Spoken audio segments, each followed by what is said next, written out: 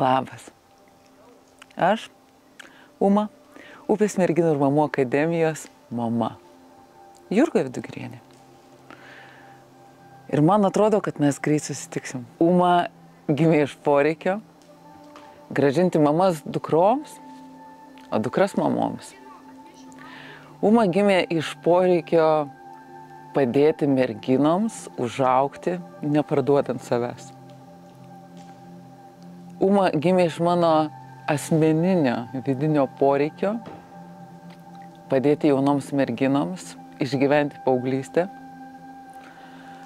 kaip įmanoma mažiau susižalojus, nusiskriaudus, padarius dalykų, apie kuriuos paskui būtų gėda pasakot, ne tik savo vaikams ir anūkams, bet kartais ir savo. Ir visos Uma akademijos mentorės man pritartų. Mes labai sergam už jauną žmogų. Mes trokštam, kad jūsų dukros, tos jaunos, dar šiek tiek pasimetę šiame gyvenime ir šiame pasaulyje merginos, turėtų saugią erdvę augti. Ir žinau, skamba kaip klišė. Bet čia jos iš tikrųjų auga. Čia auga jų savivertė, čia auga jų pasitikėjimas savimi, čia auga žodžiai taip ir ne. Žinot, koks svarbus gali būti žodis taip, kiek jis gali lemti šiame gyvenime ir kokio įstabiai reikalingumo mūsų žodynė yra žodis ne, kurį mes pamirštam, mums jo niekas neinstaliavo. Mes auginam ne angelų chorą. Čia merginos nebūtinai taps patogesnės. Galbūt jos žinot, kam bus patogesnės savo. Gali būti, kad kai jos baigs Uma akademiją, jos bus atviresnės. Jos tikėtina sakys daugiau. Ir nebūtinai tai, ką jūs norite išgirsti. Jos nebus patogios pasauliui.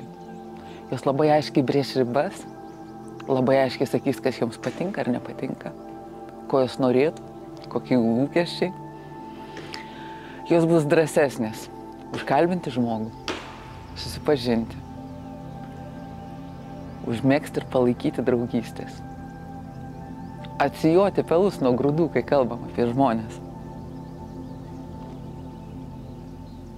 Jos bus labiau savimi. Ir jau dabar žinom, mes jas ruošiam gyvenimui, ne egzaminams. Ir šitos merginos, kurios jau buvo Uma akademijai, jos jau dabar stebina suaugusius žmonės savo išmintimi, atvirumu, tikrumu, galia kalbėti. Uma dukros, jos bus išgirstos, bet neperkalbėtos.